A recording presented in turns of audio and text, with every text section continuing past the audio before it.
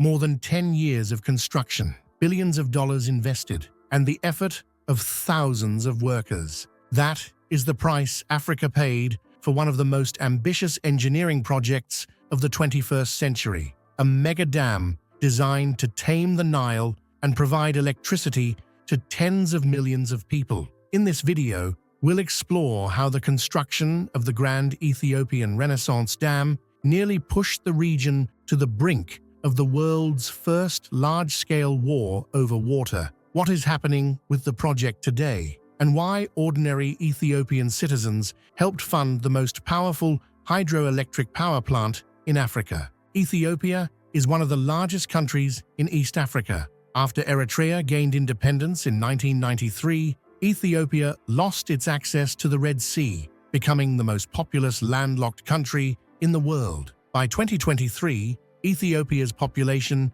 exceeded 116 million people, making it the second most populous country in Africa after Nigeria. Despite its size, Ethiopia remains largely agrarian. Around 85% of the population works in agriculture. Nearly half of the population lives below the poverty line, and about 60% of Ethiopians lack reliable access to electricity, one of the lowest rates not only in Africa but worldwide. For decades, this reality pushed the government toward a massive solution. Electrification was seen as the key to improving living standards, accelerating industrial growth, and modernizing the economy. That vision eventually gave rise to the idea of building a mega dam. The history of the project dates back to the mid-20th century. At the time, the U.S. Bureau of Reclamation studied the Blue Nile and identified several locations suitable for large hydroelectric projects.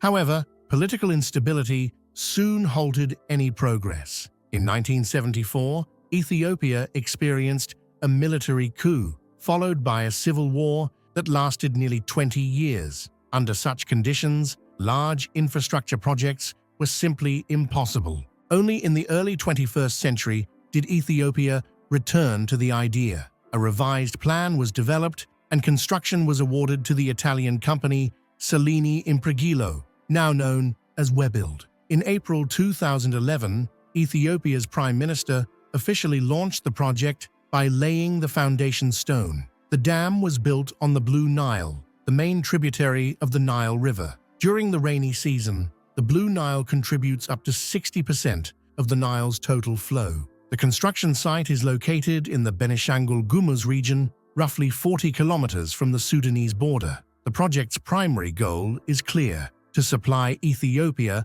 with electricity. In the long term, the country also plans to export surplus power to neighboring states. The scale of the project is extraordinary, especially considering that Ethiopia is one of the world's poorest countries, where a significant portion of government revenue still comes from coffee exports. Funding shortages nearly stopped the project, but the solution turned out to be highly unusual. Construction officially began in 2011. Year by year, the structure rose, and the dam's design was adjusted multiple times. Today, the main concrete dam stands over 155 meters tall, roughly the height of a 40-story building, and stretches nearly 1,800 meters in length. When fully filled, the reservoir will cover about 1,874 square kilometers, exceeding the area of major European cities. The project includes 3 spillways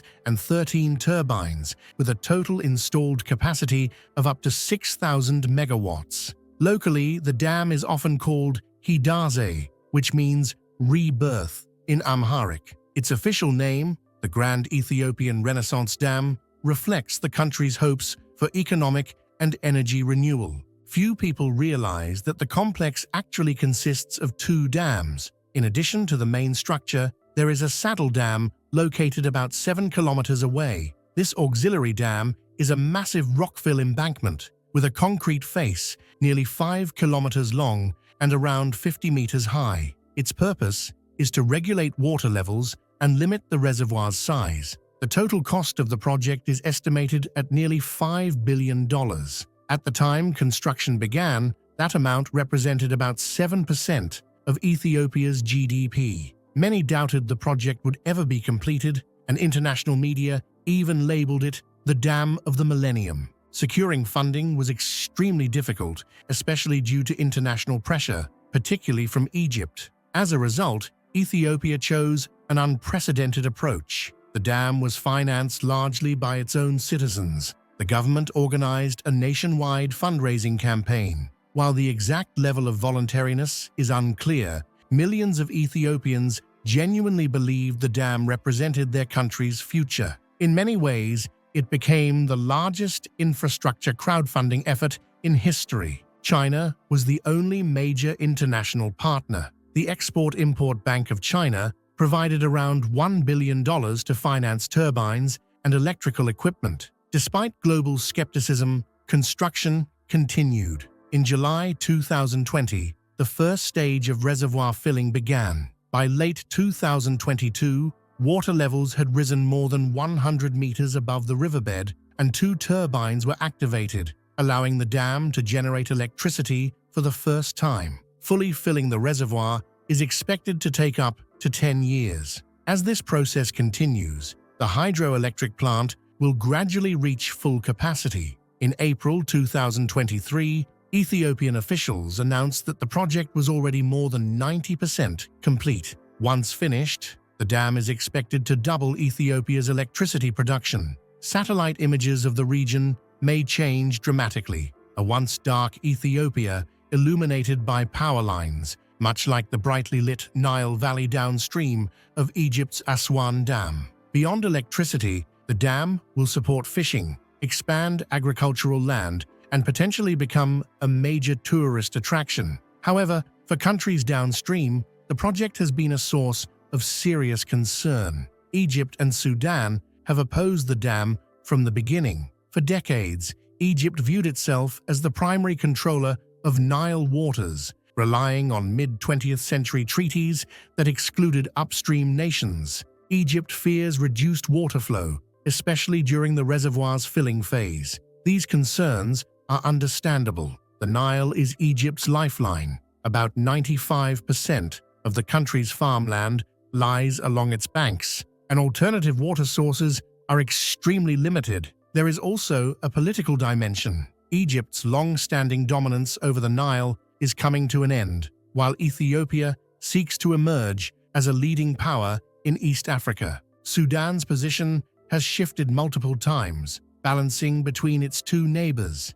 Ethiopia argues that the dam will benefit all sides by reducing seasonal flooding, lowering stress on downstream dams, and potentially increasing overall water availability through reduced evaporation losses. Still, negotiations have repeatedly stalled. At times, tensions escalated so severely that analysts warned of the first full-scale war over water resources. Ethiopia even strengthened its air defenses, fearing a possible strike on the dam. The core dispute remains the speed of reservoir filling. Egypt demands a slower process and legally binding agreements, while Ethiopia wants to accelerate power generation without external control. As of mid-2023, all sides signaled readiness to reach a compromise within months. If successful, the Grand Ethiopian Renaissance Dam may ultimately become not a symbol of conflict, but a cornerstone of development and cooperation across the region. That's all for today. If you enjoyed this video, don't forget to like, share, and leave a comment.